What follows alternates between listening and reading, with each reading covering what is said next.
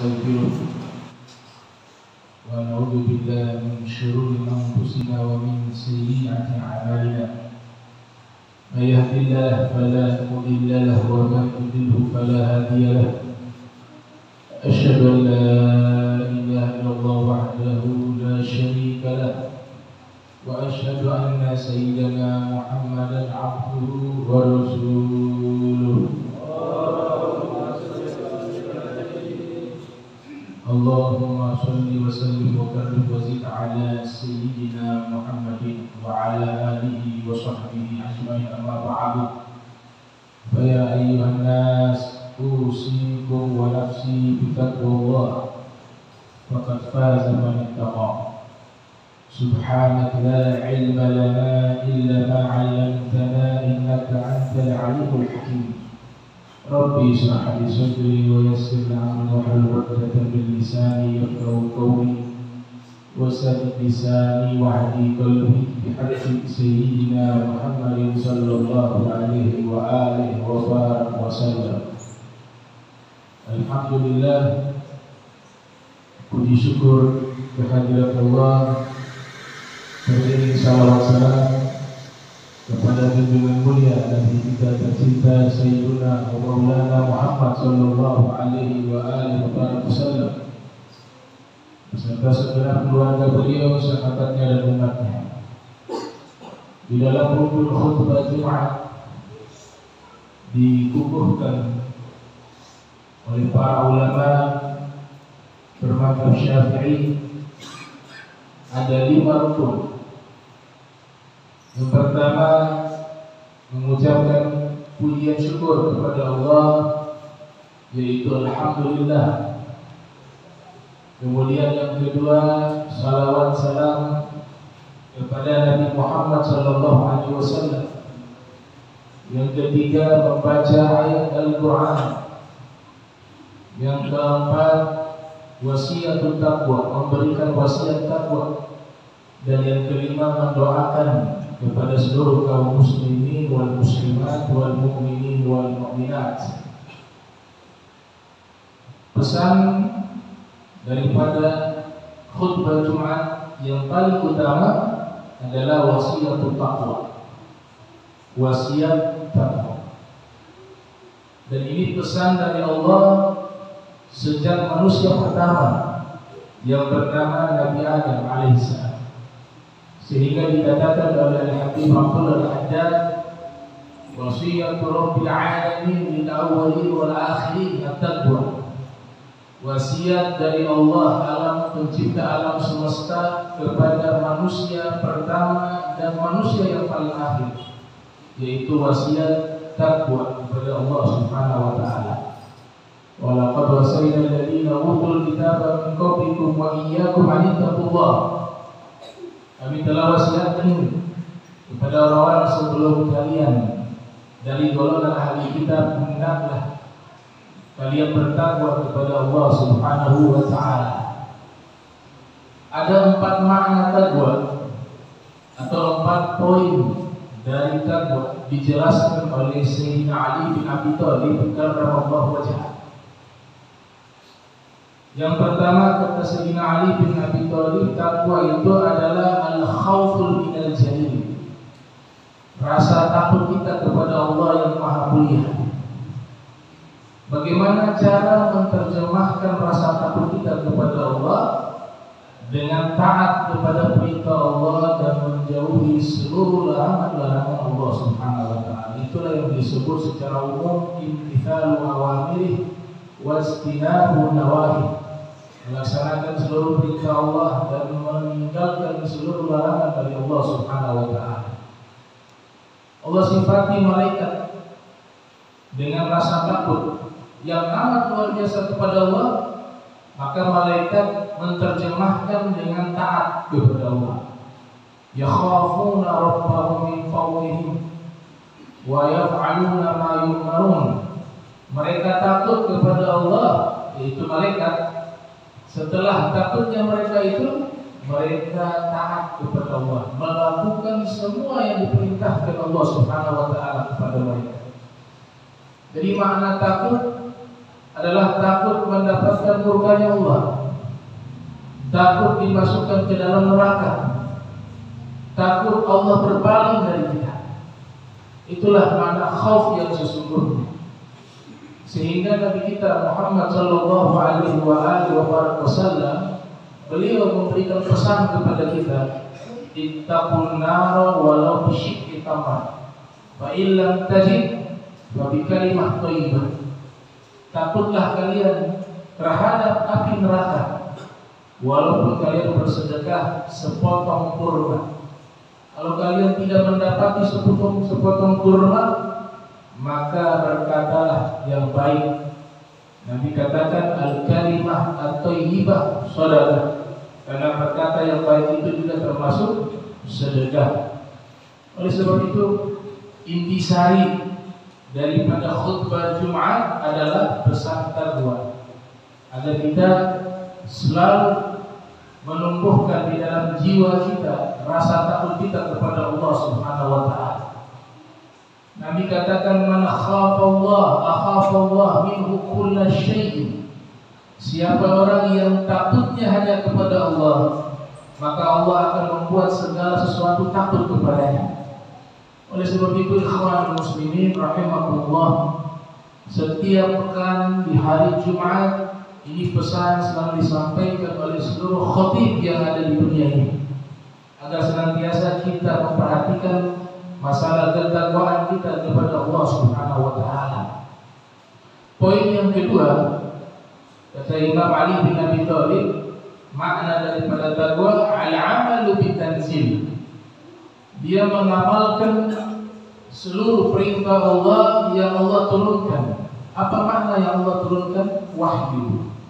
Di dalam Al-Quran wahyu ada dua, Al-Quran dan Sunnah Nabi Muhammad SAW. Sehingga Allah selalu menyebutkan wa anzalna ilaikal kitaba litubayyina linnas. Kami turunkan kepadamu Al-Quran untuk kau jelaskan kepada manusia.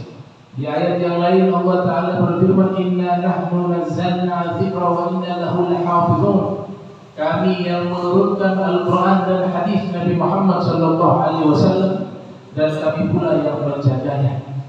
Kita mengamalkan daripada Al-Quran, daripada hadis Nabi Muhammad SAW yang diturunkan, bermakna yang diwahyukan berdasarkan kesimpulan para ulama, para fuqaha. Karena kita tidak mampu bisa mengamalkan secara langsung isi Al-Quran, kita tidak mampu mengamalkan secara langsung isi hadis Nabi Muhammad, maka Allah perintahkan kita bertanya kepada para ulama, fas'alu ahla dzikri in kuntum la ta'lamun. Jika ingin kita mengikuti tuntunan Al-Quran dan hadis Nabi berkaitan masalah akidah, maka sudah ada ulama-ulama yang memberikan kesimpulan dari isi Al-Quran dan isi hadis Nabi Muhammad SAW, yaitu para ulama ahli tauhid, ulama mutakallimun. Jika kita ingin mendapatkan tuntunan ibadah kita kepada Allah Subhanahu wa taala, maka sudah ada ulama yang menyimpulkan hukum Al-Quran dan hadis Nabi Muhammad SAW di dalam masalah hukum, yaitu para fuqaha, para ahli usul fikih dan lain sebagainya. Jika kita ingin mendapatkan tuntunan Al-Quran dan hadis Nabi Muhammad SAW di dalam masalah tazkiyah, mensucikan jiwa dan hati, maka sudah ada ulama yang menyimpulkan isi Al-Quran dan hadis Nabi Muhammad SAW tentang masalah tersebut dari golongan asfiya dan mutasawwifin. Oleh sebab itu, beramal dengan tuntunan Nabi Muhammad semua sepakat hal itu. Akan tetapi yang menjadi perbedaan adalah penafsiran dan penerjemahannya. Imam Junaid Al-Baghdadi beliau mengatakan tariqatuna muqayyadun bil kitabi wa sunnah wa kullu turuqin masdudah illa ala man ittaba'a athar Rasulillah sallallahu alaihi wasallam. Jalan kami diikat dengan Al-Quran dan sunnah Nabi Muhammad SAW. Ini seorang tokoh sufi, Imam Junaid Al-Baghdadi. Jalan kami diikat dengan Al-Quran dan sunnah. Seluruh jalan tertutup kecuali jalan yang telah dirintis dan dilalui oleh Nabi kita Muhammad sallallahu alaihi wasallam. Wa ma atakum rasuluhu fakhuzuhu Wa ma nahakum anhu fantahu. Apa yang Nabi berikan kepada kalian, ambillah itu. Apa yang Nabi larang, tinggalkanlah itu. Ya ayyuhalladzina amanu athi'ullaha wa athi'ur rasul wa ulul amri minkum fa in tanaza'tum fi syai'in farudduhu ila Allah wa rasul.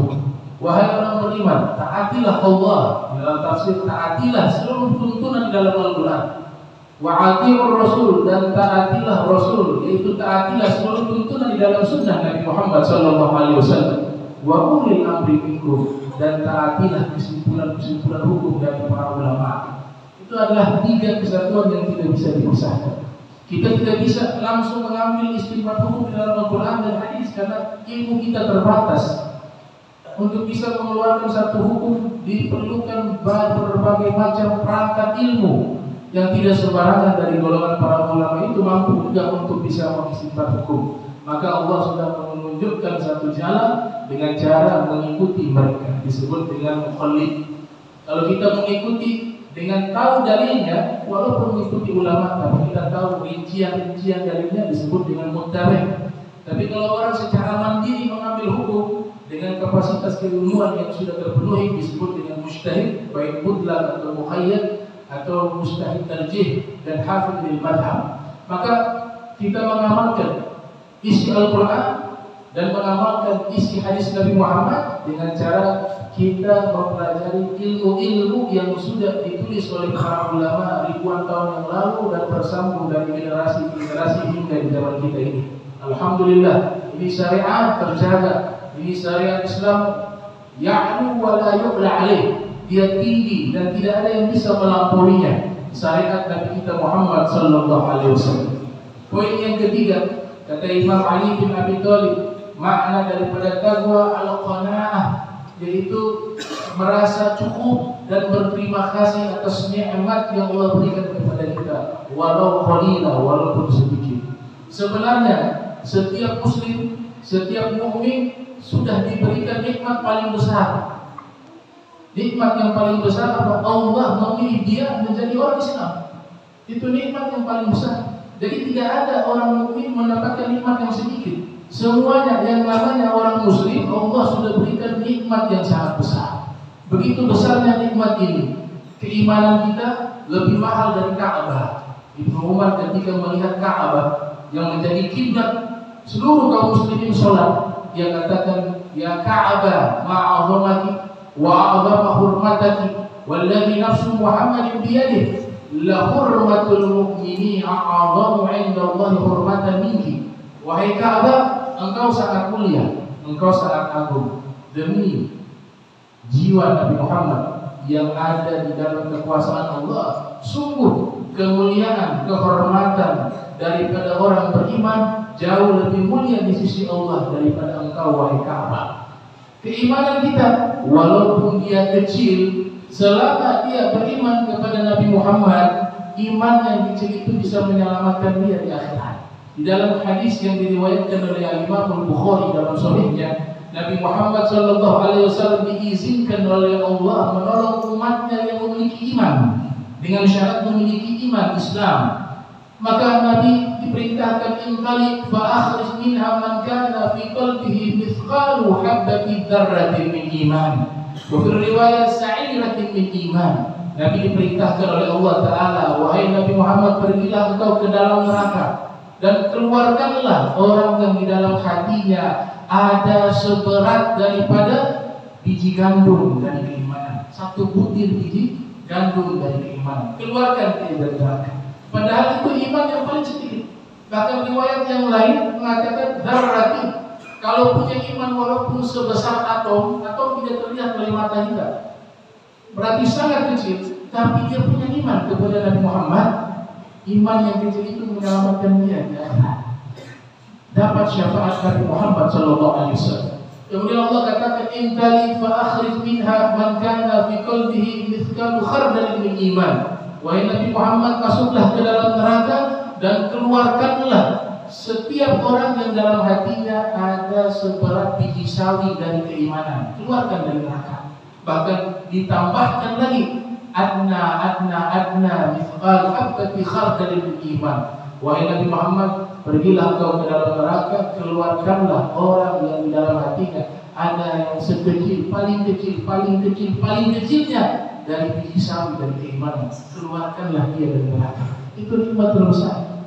Kita diberikan Islam dan iman bukan karena kita, tapi Allah yang memilih kita.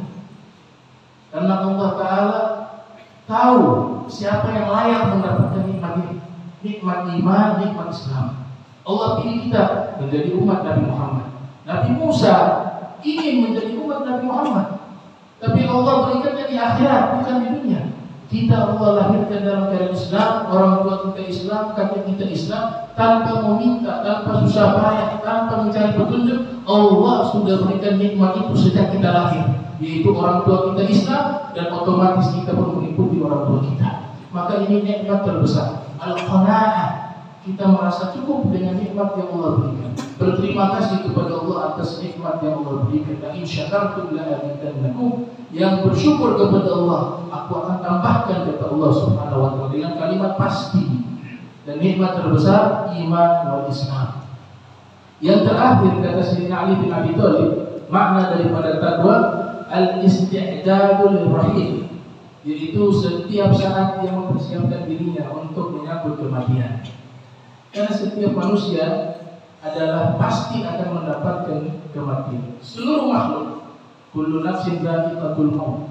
Setiap yang bernyawa pasti merasakan yang namanya kematian. Qul innal mauta alladzi tafirruna minhu fa innahu mulaqikum tsumma turadduna ila 'alimil ghaibi wasyahadah fa yunabbi'ukum bima kuntum ta'malun. Kalian lari dari kematian itu pasti menyusul kalian. Dia akan kembalikan kalian kepada Allah Subhanahu wa taala. Oleh sebab itu al-maut bab kullukum tadkhuluna, pintu ke alam akhirat adalah kematian, dan setiap kalian pasti akan masuk ke pintu tersebut. Al-maut jisrul yusil habib ilal habib. Para sholihin mengatakan kematian adalah jembatan yang menyambungkan dirinya dengan kekasihnya Allah Subhanahu wa taala dan dengan kekasihnya Nabi Muhammad sallallahu alaihi wasallam. Rasulullah SAW mengatakan al-kaisu man dana nafsahu wa 'amila lima ba'dal maut. Orang yang pandai, orang yang cerdas adalah orang yang selalu menghitung dirinya dari dosa-dosanya untuk dia perbaiki daripada beristighfar daripada dosa tersebut dan selalu mempersiapkan dirinya sebelum datangnya kematian. Itulah orang yang paling cerdas yang dikatakan oleh Nabi kita Muhammad sallallahu alaihi wasallam. Barakallahu li wa lakum fil Qur'anil Karim wa nafa'ani wa iyyakum bima fihi minal ayati wa dzikril hakim wa taqabbal minni wa minkum tilawatahu innahu subhanahu wa lisal muslimin wal muslimat wal mu'minin wal mu'minat al-ahya minhum wal amwat fastaghfiruhu innahu huwal ghafurur rahim.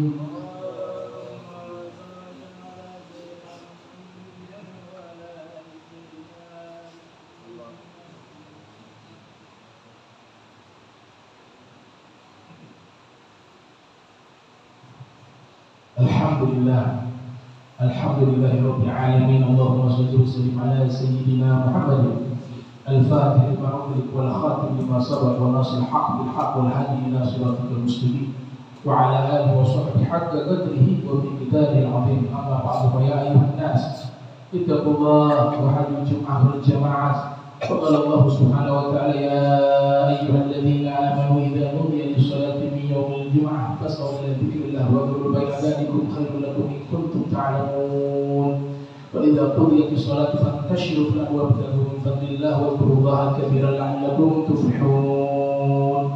Wa 'alamu anna Allah ta'ala shalla an-nabiyyi qadima. Qala Allah subhanahu wa ta'ala inna Allaha wa malaikatahu yusholluna 'alan nabiy ya ayyuhalladzina amanu shallu 'alaihi wa sallimu taslima.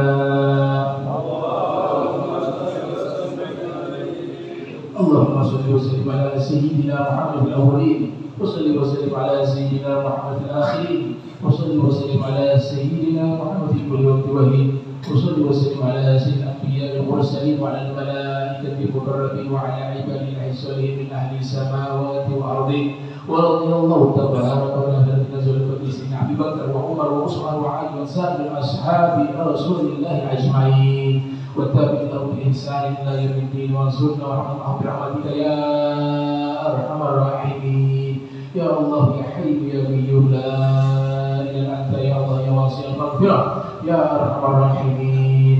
اللهم ادفع عنا والمسلمين الغلاء والبلاء والوباء والفحشاء والمنكر والسيوف المختلفة والشدائد والمحن ما ظهر من البطن من بلدنا هذا خاصة ومن بلاد المسلمين عامة إنك على كل شيء قدير. اللهم انصر إخواننا المسلمين في فلسطين. اللهم انصر إخواننا المسلمين في الشام. اللهم انصر إخواننا المسلمين في أفريقيا. اللهم انصر إخواننا المسلمين في بورما. اللهم انصر إخواننا المسلمين في أفغانستان. اللهم انصر إخواننا المسلمين في الهند. اللهم انصر إخواننا المسلمين في باكستان. اللهم انصر إخواننا في تايلاند. اللهم انصر إخواننا المسلمين في الصين. اللهم انصر إخواننا المسلمين في الفلبين. اللهم انصر إخواننا المسلمين من مشارق الأرض ومغاربها بحرها وبرها. اللهم اغفر للمسلمين والمسلمات والمؤمنين والمؤمنات الأحياء منهم والأموات يا قاضي الحاجات يا رب البرية.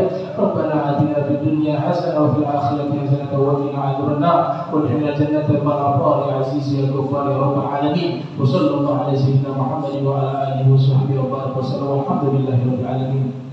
عباد الله إن الله يأمر بالعدل والإحسان وإيتاء ذي القربى وينهى عن القربى يعظكم لعلكم تذكرون فاذكروا يذكركم واشكروا فاسألوا فليأتيكم رزق الله الأكبر. أقيموا الصلاة.